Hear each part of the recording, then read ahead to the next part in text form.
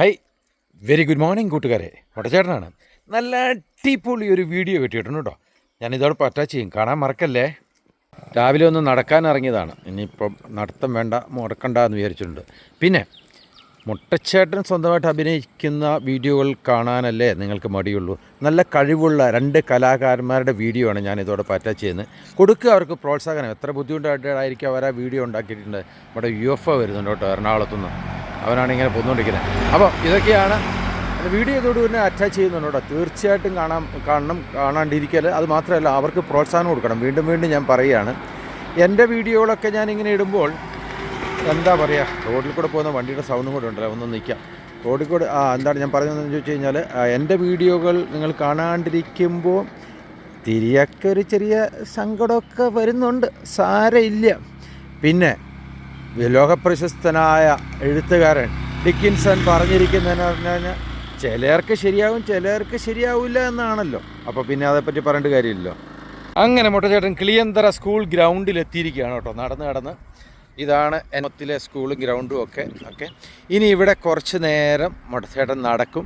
അതിനുശേഷം കുറച്ച് യോഗയൊക്കെ ചെയ്യണം. ഇതാണ് ഹയർ സെക്കൻഡറി സ്കൂൾ കിളിയന്തറ. മറ്റേ ഹൈസ്കൂൾ എക്സാം നടക്കുന്നതുകൊണ്ട് അവിടെ ഇന്നലെയൊക്കെ ഞാൻ വന്നു കഴിഞ്ഞപ്പോൾ അവിടെ ടീച്ചേഴ്സിനൊക്കെ കണ്ടായിരുന്നു. പ്രകൃതി രമണീയ. അങ്ങ് കാണുന്ന മലകളുടെ അപ്പുറം കർണാടകമാണ്. എൻ്റെ വീട്ടിൽ നിന്ന് കുറച്ചങ്ങ് പോയാൽ മതി, 1 കിലോമീറ്റർ പോലും ഇല്ല. അടുത്ത് കഴിഞ്ഞാൽ ഒരു പുഴയുണ്ട്, അതാണ് കൂട്ടുപുഴ എന്ന് പറയുന്നത്. അതിനപ്പുറം അതാണ് കർണാടക. പിന്നെ പറഞ്ഞോളാന്ന് ചോദിച്ചു കഴിഞ്ഞാൽ, ഞാനിപ്പോൾ അതാ പോകുന്നു. ഏതാണ് ബസ്? തവിഷിൻ്റെ ഡ്രൈവർ എൻ്റെ നാട്ടുകാരാണെന്ന് തന്നെ, പേര് മറന്നുപോയി. എന്തെങ്കിലാട്ടെ, തലശ്ശേരിക്ക് പോകുന്ന ഒരാഴ്ച. എൻ്റെ കൂട്ടുകാരൻ ഇവിടെ കിടന്ന് ഉറങ്ങുന്നുണ്ട് കേട്ടോ.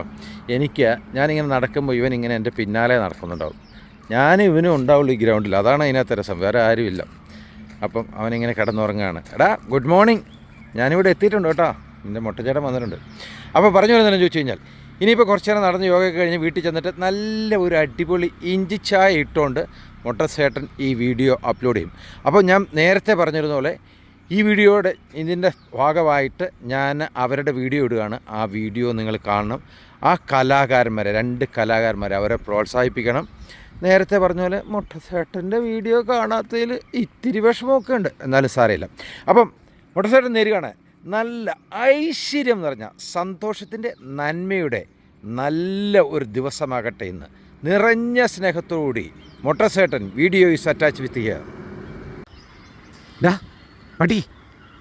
പട്ടി, നിന്നോട് ഞാനൊരു രഹസ്യം പറയട്ടെ.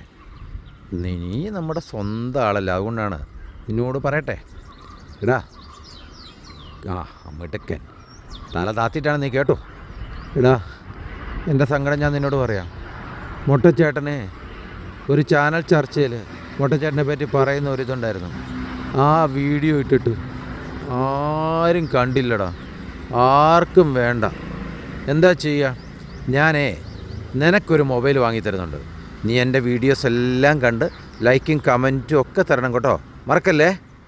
അപ്പോൾ പ്രകൃതി രമണീയമായ എൻ്റെ നാട്ടിൽ സൂര്യൻ ഇങ്ങനെ ഉദിച്ചു വരുന്നുണ്ട്. ഈ നല്ല കാഴ്ചകൾ കണ്ടുകൊണ്ട് നമുക്ക് ഇന്നത്തെ ദിവസം ആരംഭിക്കാം. ശുഭദിനം നേരുകയാണ്. ഇതോടൊപ്പമുള്ള വീഡിയോ അറ്റാച്ച് ചെയ്യുക, അവരെ പ്രോത്സാഹിപ്പിക്കുക. മോട്ടസേട്ടേ എന്ത് സുഖമാണെന്ന് അറിയാം നീ ഇങ്ങനെ മസാജ് ചെയ്യുമ്പോൾ.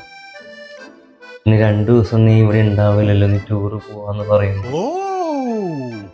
അതിനിപ്പോ എന്നാ കുഴപ്പം? അപ്പുറത്തെ വീട്ടിലെ പെണ്ണില്ല, ആ പെണ്ണിനെ വിളിക്കും.